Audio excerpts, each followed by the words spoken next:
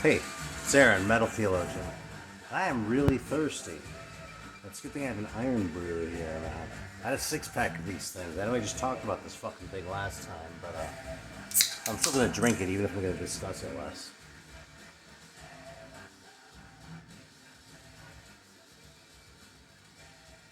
So, this record pick was kind of inspired by Mercyful Metal. We came up with the topic that we're gonna cover tonight too, but he wants to talk about like records that were sort of deep in our collection that we hadn't checked out in a while. And one of the criteria was you didn't even remember what the thing sounded like. So I still had sort of a mental impression of this one, and I don't think it's been much more than a year since I played it. I think I played this within the last 6 months, in fact. But this is kind of a weird band that like I never really was able to find a category for in my head. It's like Black Obelisk. Yeah, Chorny Obelisk. I guess I don't know, man. I'm not pronouncing the Russian tonight. Anyway, it's a really good record, but it's really kind of it has like sort of a modern sound to it, like a modern sheen, and like that kind of it feels like I'm sort of shitting on it. You know what I mean? It's like I don't want to like just be against anything that's new or modern, but it sort of has that metal on its way out kind of sound to it a little bit. But on the other hand, I don't know, man. There's something in there. Like they bring something to it. It's just I have a hard time finding words for it. You know what I mean? Like it appeals to me in a similar sort of way as like Lotto by Zisma does. But I wouldn't say it sounds similar. I just sort of end up enjoying it the same way too. It was making me think of that Wrathchild America band too a little bit. But they don't really sound like that. They just sort of like lean in that direction a little bit, with sort of with the sound and with some of the songwriting choices. So anyway, it's a cool record. It's kind of a tougher one to get over here, at least anyway too. The cover's kind of watered down, which just bums me out. But hey, at least I have it. All right, so like I was saying, the topic is there are three questions. This is from Thomas over at Mercyful Metal, so everyone go subscribe to him. It's a great channel anyway. It's fun to watch. And he's put me onto all sorts of shit too. And it's not like I started collecting last week, so that's saying something as far as how deep he likes to dig too. Anyway, so it's three things. Okay, the first question is show something that you played recently, like sort of a lot was the impression I took from it. Then I pull out two records that you haven't listened to in like a year. And then pull out three where like you haven't pulled them out in so long that you just fucking don't even remember what they sound like. You have no idea when you're looking at it. So I'm thinking we can listen to some of those together. Alright, so as far as the one that I've been playing a lot, been watching for a while, this probably isn't a big surprise, but this one actually, man. I've been on a sort of a semi-Blue Oyster Cult kick. Not like full bore like I was like a year ago or something, but like, I've been listening to like maybe 3 or 4 of their records every day, so. And this one has been a pretty consistent one because this is sort of like the gap album between the first one and the third one, which I both thought were great. I mean, I've always liked this album. I haven't liked it as much, so I've been spending a little more time with it, sort of trying to get to know it a little bit and get my head around it. And I do still think the other two records are better, per se, but this is still a really good record, Yeah, there's some real sort of nuggets over on side two, like Wings Wetted Down and shit like that. That Quicklime Girl song, which I still think is kind of weird. Anyway, it's a really good record on a bad day. I've just sort of been listening to it to try and get into it a little more deeply. Alright, so here are two records that I haven't listened to in probably a good year. It's interesting, there are a couple of these records that I pulled out, like some of these I pulled out just for this challenge, but there were a couple that I just happened to pull out that kind of met the criteria, so I'll talk about those when we get to them too. But this one was on top, so I haven't played this one in probably a year, maybe 2 years. This is a Blacklist, A Sign of Four. And there's supposed to be a reissue of it coming relatively soon, which is probably how the seed got planted when I saw that in like the email newsletter and shit. This is a really good record, though, and it's one that I sort of tend to take for granted myself because I've had it for so long, frankly. That was sort of one of the first ones that I got when I started when I started digging into, like, the private pressings and that kind of shit, you know. I want to say the rare stuff, but I was already after the rare stuff. Just, like, the private pressings was sort of a whole new world on that front, you know. Look at that, I didn't lose the inner this time. I'm going to put on the Blacklist record for a minute. Yeah, this is a really cool record, though, man. It's only 4 songs. It's snappy, though. It's punchy. It reminds me of Accept a little bit. More than a little bit in places. But, maybe we can play this. This is 1984, too. So here, check out that label. There we go. Alright, I don't know if this is side 1 or side 2, but I kind of don't care, because I'll just leave you with an impression. It was a little bit tricky, actually, thinking about records where I had no idea what they sounded like, because I'm generally pretty good at, like, retaining an impression of an album. You know what I mean? Even though I can't talk about it in a lot of detail.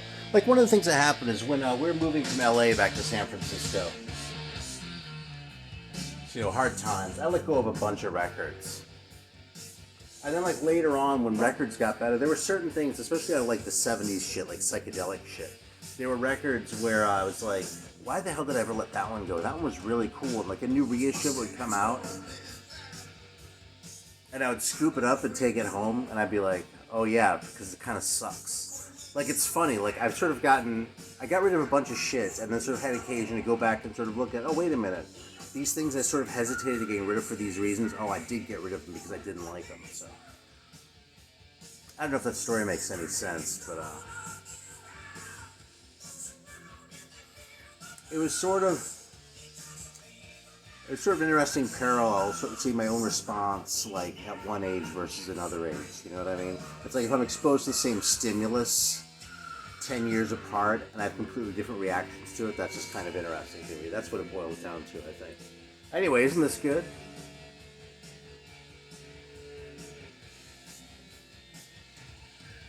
Well, I see these guys are from, like, Pennsylvania. But I also don't say they're, like, from the upper Midwest. Well, they recorded it in San Francisco.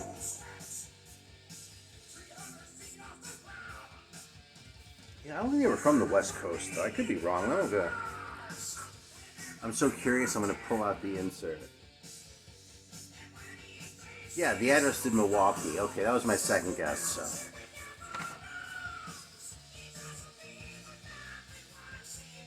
You're hearing about the Accept movies? It's a lot that's in the singer. But the songwriting, too, even though I don't think it sounds Accept-ish, it still sort of has that punch, you know? This is a really satisfying record to play, you know? So there's another one that I hadn't pulled out in about a year.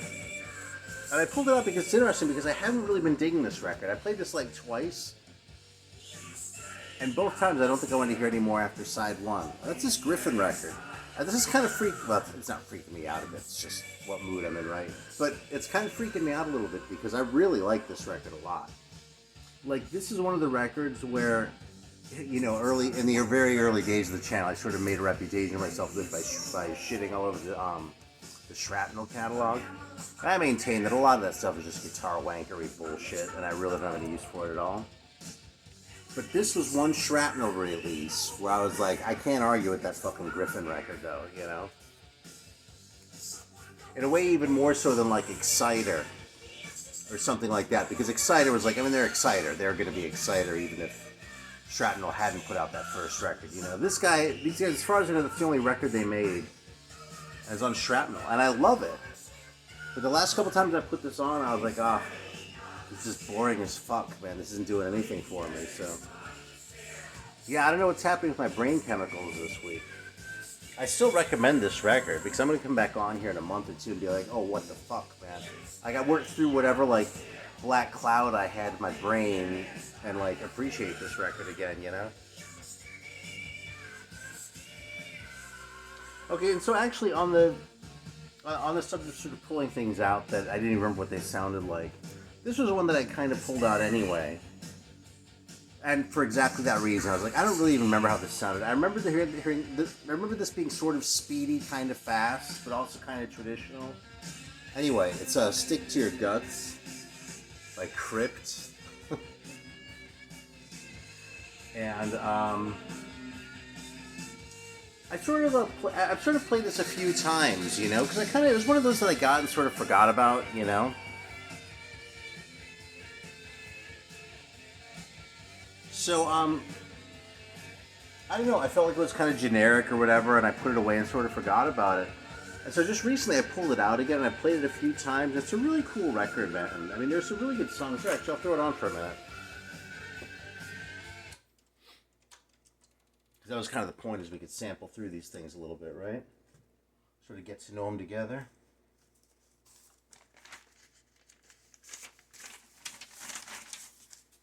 All right, 2 records and 2 inners found first try. Let's see how we're doing here. That's a promising label too, isn't it?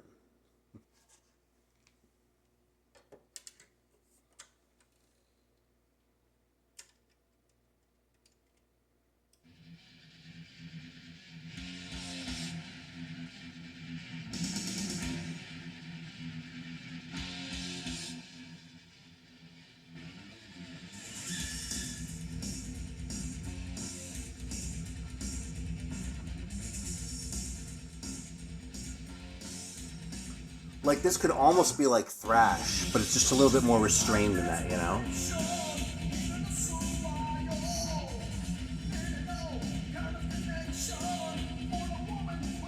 And I think it's really interesting for that too. It's like it sort of comes right up to the edge and like touches thrash, but doesn't really cross the line into it, you know?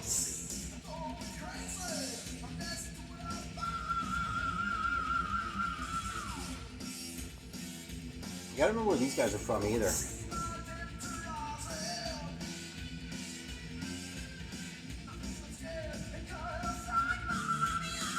Yeah, I don't see anything, man. Oh no, they're from Montreal, it looks like. That's where they recorded it. Well, how about that? There you go. That explains why they're a little bit weird as a French Canadian. I mean, shit, I mean that in the best way possible. If you watch this channel, you know. Anyway, this Crypt record is kind of a lot better than I realized. I sort of needed a couple listens for it to sort of unveil itself to me. But yeah. This is another one that I got. This looks so much like just like a big label, like Cash. But this could be like a Black and Blue record or something like that, right? But it's not. It's Black Out. And it's actually a Roadrunner. There's an attic pressing. But I don't know, man. I just feel like this looks like corporate metal all the way. And I remember someone saying that like it was really good. And so I gave it a chance, and it is really good. But I don't remember what it sounds like. So we gave Crypt a minute here. We're going to give Blackout a minute too.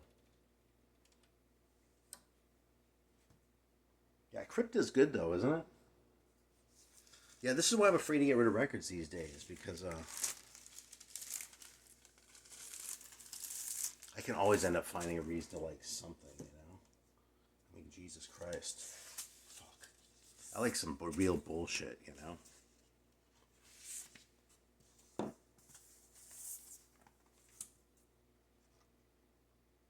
There we go, Roadrunner label. Alright, so let's see what Blackout sounds like. I really don't remember these guys. The next one I probably remember better than I remember this one. But that's because that one was weirder, so we'll get there.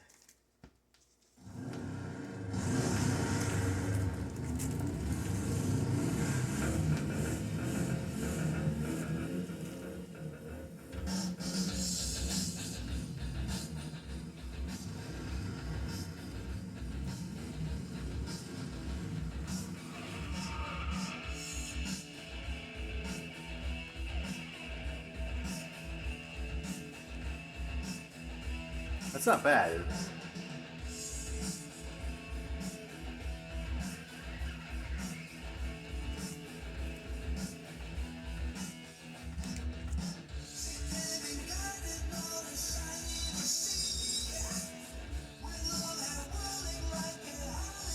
Like, I don't know how many copies of this record I saw just around before it ever occurred to me to give it a chance. I still think this looks like total corporate metal. And this isn't like, you know, this isn't Rain and Blood.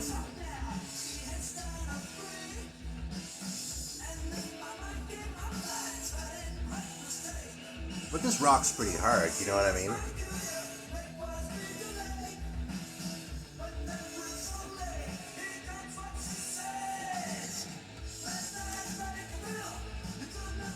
Like, there's definitely sort of a pop component in their songwriting, but I think it works really well, you know?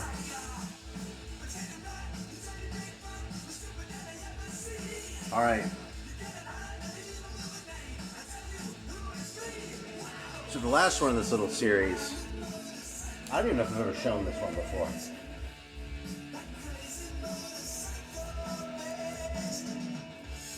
Yeah, and that's this fucking record, man. It's an Italian band called Hollowed. First of all, look at that cover. And then look at them.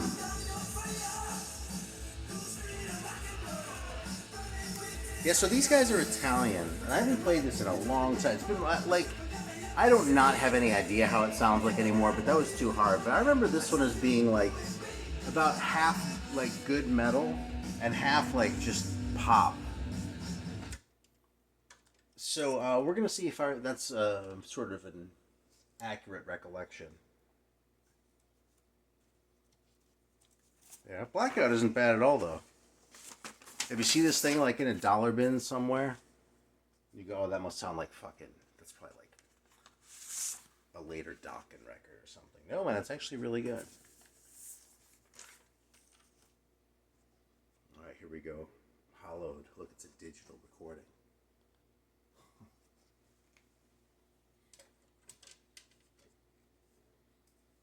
There's gonna be a little dust. I don't know if I've played this one in the last 10 years. So we'll find out if it's good. It's probably going to be kind of eccentric at the very least. I mean, this record is not going to do anything to change your preconceptions you might have about Italian metal.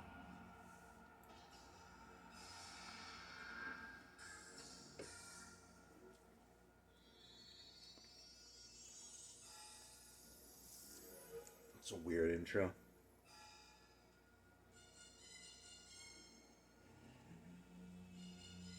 Yeah, I still can't quite figure that out.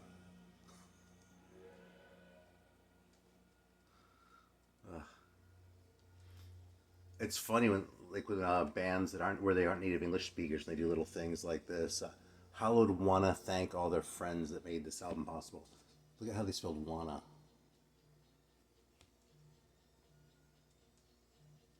Yeah, I love them for that. Also, that end of line division on the single syllable word, friends.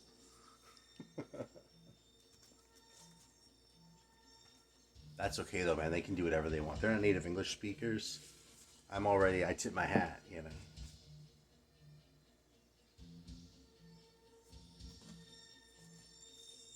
It's kind of going nowhere fast, isn't it? I'm gonna bump this ahead because I'm getting bored. It might be cool to sit and listen to something like that when you're like by yourself.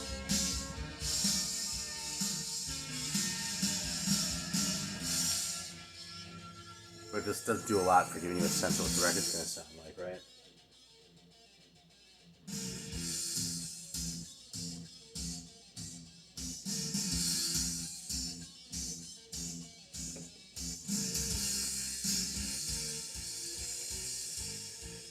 This isn't too bad, right?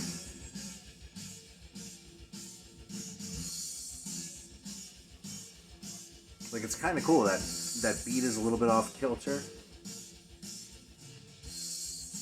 You know? It's not redefining the genre or anything like that, but it's interesting.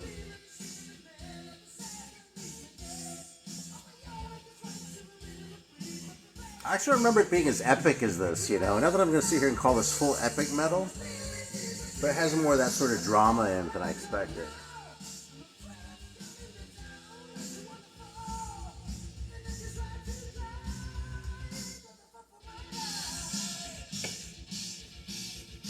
Alright, so this is, that was the Hollowed Overture that I skipped over. I Can't Stop the Fall is this one. So it's pretty good, right? I'm gonna bump ahead to the next track. Wait, is that it?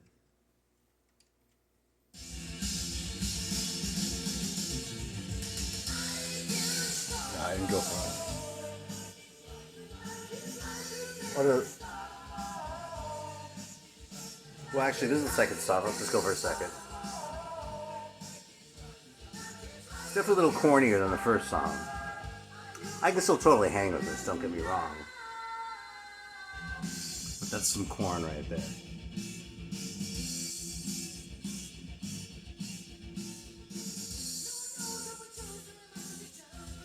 Still though, totally respectable band, right? Let's see what happens with the next track. I don't remember where this like style change comes. But you really sort of go, what the hell?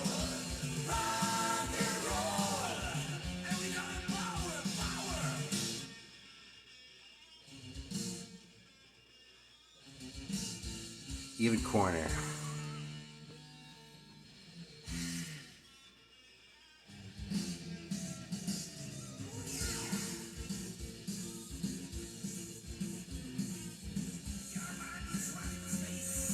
Well, maybe not. That's a pretty good song too. So we'll see. Maybe I just remember this thing wrong. You know, I'm open to that possibility.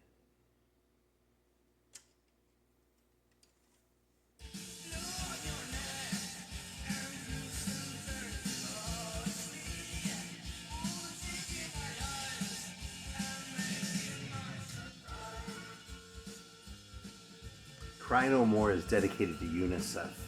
So we're gonna check that one out before we give this up too.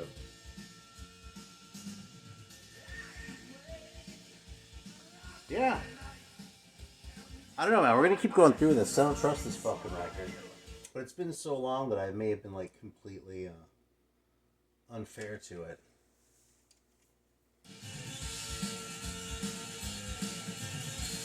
That's the end of the same song.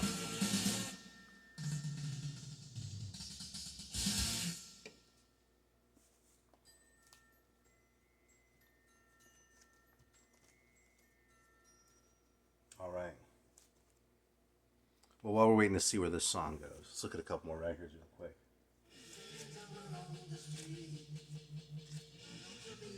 Alan showed this not so long ago on Metallurgy. It's a terrible cover, right? This record really rocks, man. In fact, there's a cover of Fire and Rain on here, the James Taylor song. And like, if you think that that's a really bad move to do a fucking cover of Fire and Rain if you're ostensibly a metal band, then you'd be right, because it's a fucking terrible choice. But it's gonna be as good. This is what I was thinking of.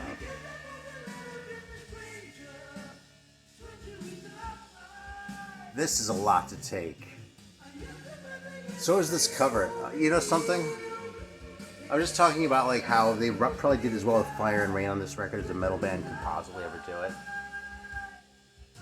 I think that Jack Starr's Burning Stars cover of Fire and Rain by James Taylor is probably better than this right here. Yeah, okay, so my memory wasn't completely wrong. You know, it was pretty decent, kind of eccentric, kind of quirky Italian metal. I'm going to play this again before I put it away, okay? But yeah, this is called The Strong Doubt I Can Revive.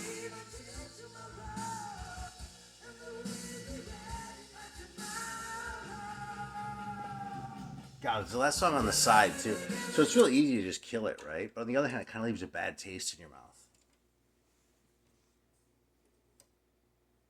If they did that on side 2, too, then, you know, I'll explain why I didn't have the best impression of them. God, I don't remember where I got this record anymore. There was a time when I used to remember where I got every record.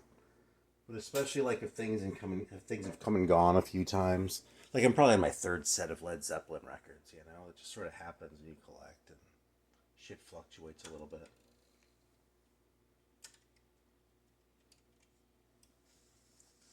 So, yeah, so I don't remember where this one came from, but, I think I was living in LA when I got it, so I've had it for a while.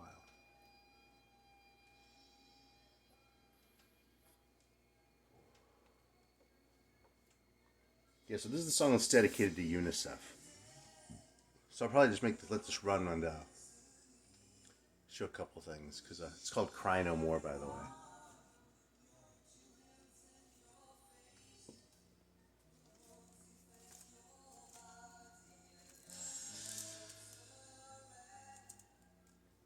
Yeah, there's some other classics in here, okay? So, I showed the Blue Oyster Cult record. This just got played recently, though, too. It is a classic record. Great UFO album. Might be the first one I ever got. I'm not sure. It might have been Obsession, too, but I think it was Lights Out. Anyway. Great, sort of heavy record. Here's an obscure one, too. Like, I haven't been showing them. Obscure ones, I guess. This isn't as mainstream as Hollowed, you know? This band from Michigan called Bad Axe. First of all, look at these guys. But like, if you look at this cover, I think that everything about this cover that makes it look good. If you think about everything that makes it look good and everything that makes it look bad, the shit that makes it look good wins. If that makes sense. Okay, I've never seen some shitty bands where the guy looked like that, right? Yeah, but Bad Axe fucking rocks.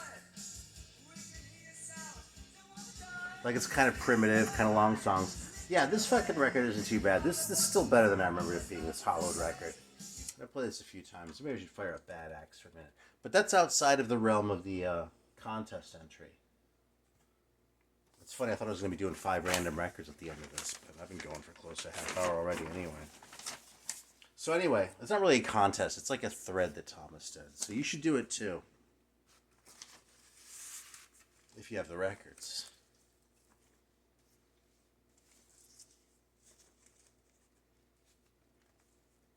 Alright.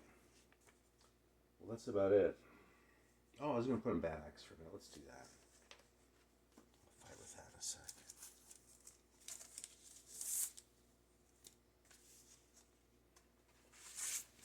Yeah, I've been playing this one a while later, too.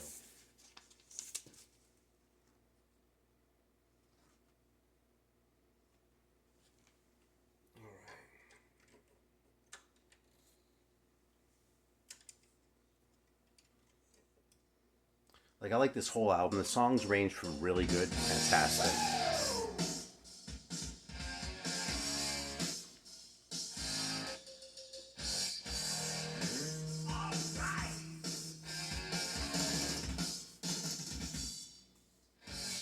It's such a weird convention, isn't it?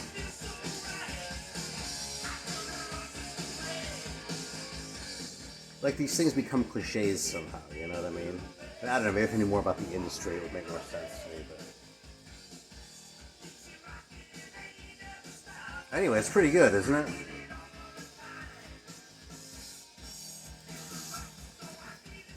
And this is probably one of the more middling songs on the record.